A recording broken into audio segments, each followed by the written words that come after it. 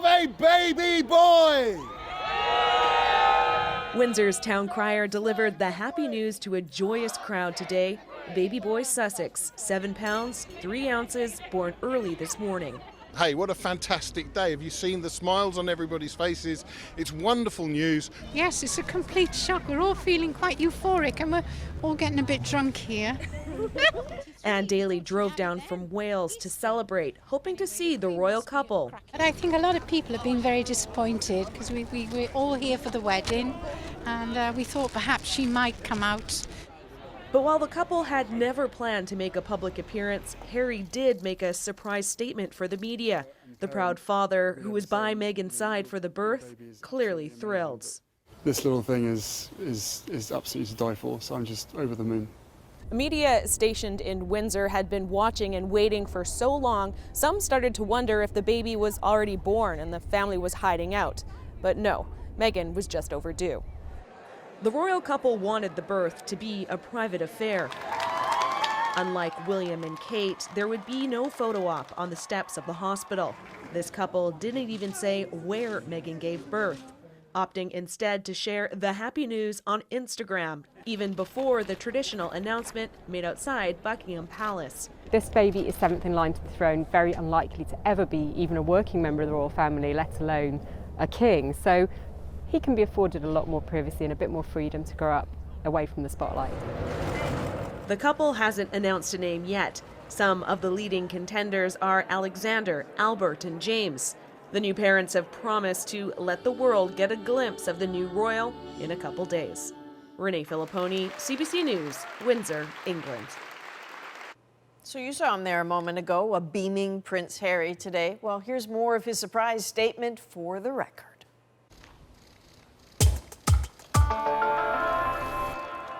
Mother and baby are doing incredibly well. It's been the most amazing experience I could ever possibly imagine. How any woman does what they do is beyond comprehension, but we're both absolutely thrilled and so grateful to all the love and support for everybody out there, from everybody out there. It's been amazing, so we just wanted to share this with everybody.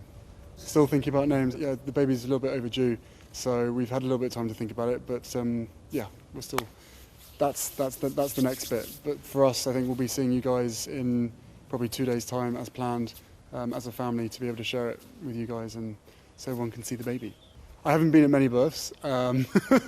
This is definitely my first birth, but it was amazing, absolutely incredible. And as I said, So where does the new royal baby fit into the line of succession? Well, first in line, of course, is Prince Charles, followed by Prince William.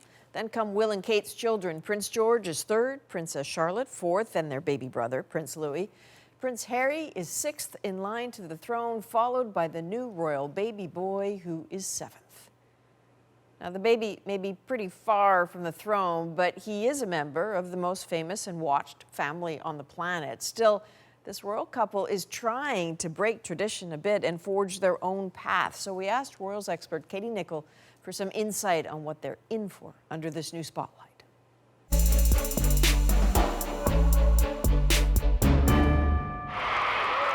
He grew up in the spotlight. He had the cameras trained on him from being a very little boy, so he knows the pressure of being in the media spotlight. Prince Harry has said himself that if he was lucky enough to have children, he'd want to give them an ordinary childhood. Well, how far can you give a royal child an ordinary childhood?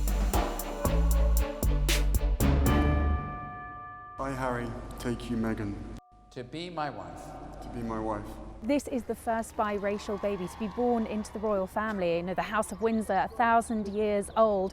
You know, not even 20 years ago would it have been, I think, almost unthinkable. It immediately makes them in touch, modern, contemporary. I think it's been a really great thing for the family. And it's going to be fascinating to see how much of that they're going to bring in terms of raising their child. You know, how modern, how progressive. Are we going to see them pushing this little boy around in a traditional Silver Cross pram? Or are we going to see Harry walking around the grounds of Windsor with the baby strapped against him in a little papoose? We know that their primary home is here at Frogmore Cottage, but there are early stage plans at the palace for the family to spend some time overseas in perhaps some of the Commonwealth realms and countries. Africa is apparently top of the list, but I think there's every chance that this little boy is going to spend a lot of his life in America. A couple are talking about buying a possible holiday home in LA. Meghan wants to have those links back home and close to her mother. So I think, yeah, it's going to be a very well-travelled child.